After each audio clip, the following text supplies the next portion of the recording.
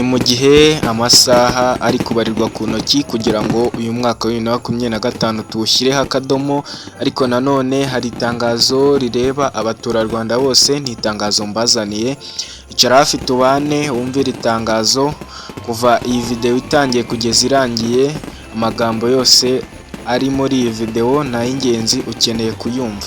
Mbere yuko tubagezaho itangazo ariko reka ngo ikaze no kurimenya n'ibimfo, ubanze kandi subscribe aho hasi kugira ngo 5 kuri 5 tujye tubana, twinjirane mu mwaka wa 2026 ibintu ari byiza cyane. Mbere yuko nkugezaho itangazo, ndagira ngo tubanze dusubize amaso inyuma turebe aho uyu mwaka wa 2025 twavuye naho twageze, tusubiza amaso inyuma tube twashimira Imana. Ni byinshi Imana iba yaradukoreye, hari benshi baguye mu mpanuka, hari benshi batakiri muri ubu buzima, ariko twe turacyahumeka kandi mu by'ukuri nta kiguzi twatanze, nta kiguzi cy'amafaranga twatanze cyangwa se ikindi, ni kubw'ubuntu bw'Imana. Niyo mpamvu rero nakubwira ngo fata umunota umwe ushime, wishime ndetse unashimira Imana yawe, unashimira Imana yitumye ugihagaze aha ngaha, ukaba ugihumeka umwuka w'abazima, ukaba ushigaje amasaha 4 kugira ngo winjire mu mwaka wa 2026, nyamara kandi hari abamaze amasaha 4 muri uyu mwaka wa 2025 bakahita bava muri ubu buzima, ariko wowe shimira Imana yuko utarimo. Kandi nanone icyo nakwibutsa, ukwiye gufata agakayi cyangwa se agakaramu, cyangwa se ushobora no kwicara ahantu ugatekereza ku byo wakwinjirana mu mwaka wa 2026. Si byiza yuko winjirana amadeni mu mwaka wa 2026, wenda nshobora kuvuga amadeni ukagira ngo ni amadeni y'amafaranga, ariko ntabwo aricyo nshaka kuvuga. Gerageza umenye neza nimba nta birarane winjiranye mu mwaka wa 2026, kuko naho ibigutegereje ni byinshi cyane.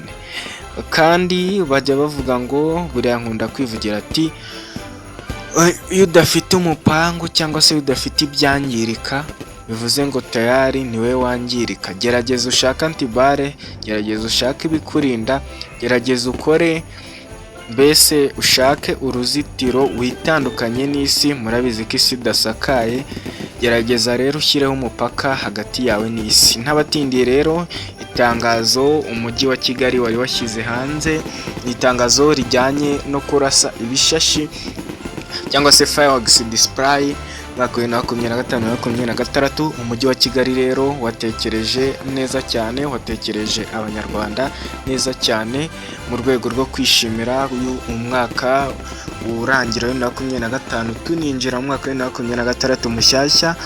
Leta y'u Rwanda rero yatekereje ku baturarwanda, nibwo yashyizeho ahantu 4 haraza kurasirwa ibishashi mu gihe haraba hasozwa cyangwa se hashyirwaho akadomo ku mwaka wa 2025 ndetse tuninjira mu mwaka wa 2026. Mbere yuko makubwira rero, banza ukanda hasi handitse subscribe, 5 kuri 5 tuze kubana mu birori byo kurasa umwaka, biri buze kuba n'ubundi mu kanya gatoya.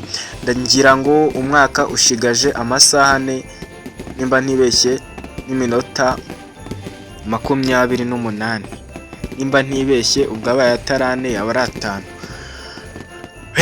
Igihe cyagiye rero, ni igihe cyo gutekereza, ukiha intego kugira ngo uyu mwaka tugiye kwinjiramo uzabashe kukubera uw'amahirwe n'imigisha, uzabashe gukora kandi uzaronke.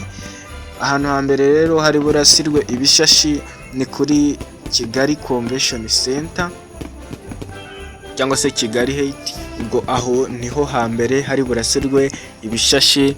Aha kabiri ni kuri City Hall, ubwo abantu murahazi. Aha gatatu ni kuri Canal Olympia, ubwo naho ni aha gatatu hari burasirwa umwaka. Aha kane ni muri stade ya Kigali Pele, niho hari bube harasirwa umwaka. Ubwo nizere ko abantu muri bubashe kugerayo, cyangwa se abahaturiye, cyangwa se nizere yuko muraza kwishima cyane.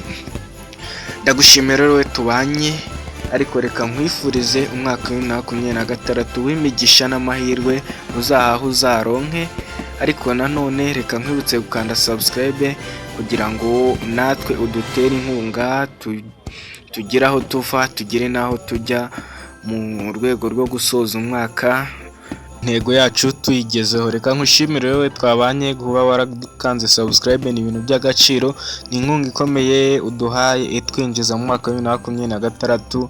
Ndagushimiye, umwaka mushya muhire.